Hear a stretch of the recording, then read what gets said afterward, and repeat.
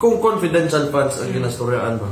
Kung tinuod yun na sincere ang administration on these kinds of things in government, which a lot of offices and public officials have it also, then it has to start with the president himself.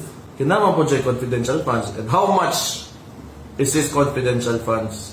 And yet, kaning House of Representatives are talking about 100 or so pila ka million lang sa kuan.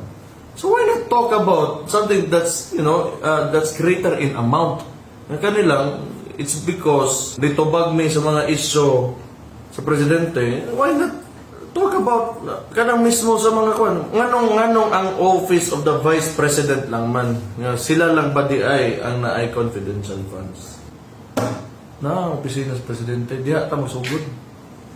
Kaya nga naman, kung ikaw leader, kung maingon ka, walay confidential funds tanan, o di walang tanan. From the president down to the local officials, mo nang fair. Anong dili man, sige daw, ganing isog magagaya ng mga congressman dari sa ganing mga wapoy alam ng mga ugok.